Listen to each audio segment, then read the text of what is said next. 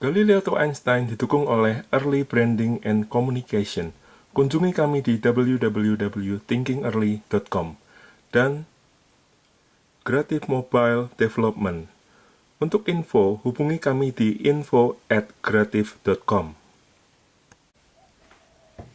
Nah, sekarang kita lihat. Dengan menggunakan fungsi kecepatan pada arah sumbu X yang tadi barusan kita dapati, yakni T kuadrat ditambah 10T plus 5, kita juga diberi suatu informasi bahwa pada detik kedua, posisi benda ada di minus 5i ditambah 10j. Nah, ini juga sama. Ada baiknya kita pahami terlebih dahulu ketika kita diberikan suatu vektor posisi seperti ini, maka apa yang ada di depan vektor satuan i, yakni minus 5 di sini, dan apa yang ada di depan vektor satuan j, yakni 10 ini, harus kita mengerti apa itu. Jadi, minus 5 di sini tentu adalah posisi pada arah sumbu X atau X. Dan 10 di sini adalah posisi pada arah sumbu Y atau Y. Nah, jadi sekarang kita akan mencari suatu fungsi posisi menggunakan vektor kecepatan yang kita sudah miliki. Nah, kalau kita punya vektor kecepatan dalam fungsi polinomial T kuadrat 10T seperti ini, maka posisi X tadi dapat kita dapati, yakni integral kecepatan Vx dikali dt ditambah suatu posisi awal. Nah, kita bisa memasukkan fungsi posisinya, yakni T kuadrat ditambah 10T tambah 5 dt ditambah posisi awal, sehingga kita akan lihat integralnya sepertiga T pangkat 3 ditambah 5T kuadrat ditambah 5T plus posisi awal X0. Nah, ini adalah secara umum di mana ada hal yang juga perlu kita cari terlebih dahulu, yakni nilai dari posisi awal X0. Nah, X0 di sini dapat kita cari ketika kita masukkan nilai dari posisi pada detik kedua, di mana X-nya tadi adalah minus 5. Jadi, ini sama dengan sepertiga dikali 2 pangkat 3 ditambah 5 kali 2 kuadrat tambah 5 kali 2 tambah X0. Nah, ini kalau kita hitung nanti, maka X0 di sini akan kita dapati jika perhitungan kita sama. Kita akan lihat nilainya minus 113 dibagi 3. Sehingga dapat kita tuliskan kembali bahwa posisi X benda tadi sama dengan sepertiga T pangkat 3 ditambah 5T kuadrat ditambah 5T minus 113 per 3. Demikian juga kalau kita menggunakan Vy, fungsi kecepatan Y yang kita tadi dapati, lalu dari fungsi posisi Y integral Vy dt ditambah Y0 dengan menggunakan suatu informasi pada detik kedua posisi Y-nya ada di 10 meter, maka kita juga akan dapati nilai Y0-nya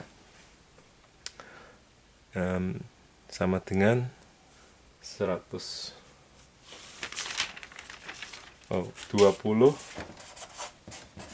20 per 3, sehingga secara umum Y-nya dapat kita tulis minus sepertiga T pangkat 3 ditambah 10T minus 7T tambah 20 per 3.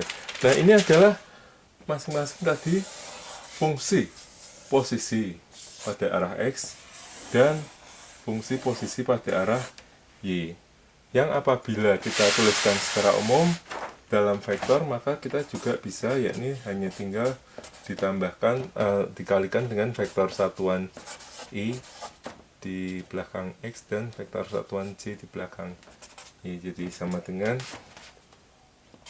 sepertiga T pangkat 3 ditambah 5T kuadrat ditambah 5T minus 113 per 3 I, lalu ditambah yang Y nya minus sepertiga T pangkat 3 ditambah 10T minus 7T plus 20 per 3 Y meter. Baik, jadi ini adalah secara umum fungsi posisi benda dalam waktu, dimana kita nyatakan secara vektor menggunakan vektor satuan I dan J.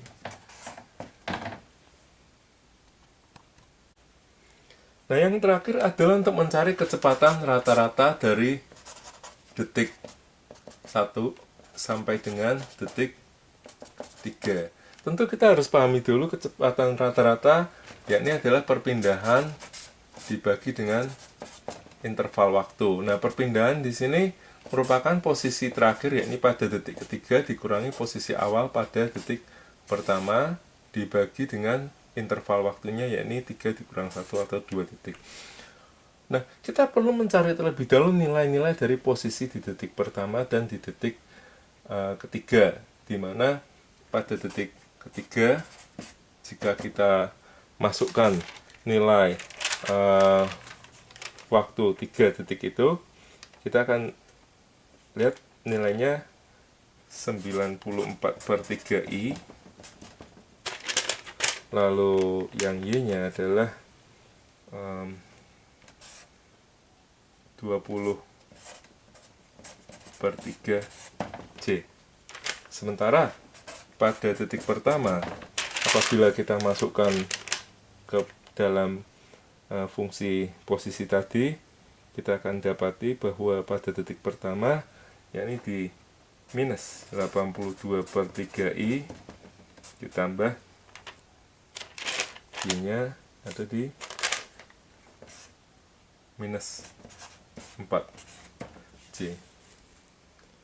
Nah, demikian setelah kita dapati posisi-posisi pada detik pertama dan ketiga ini, maka kita dapat mencari kecepatan rata-rata dari detik 1 hingga ketiga.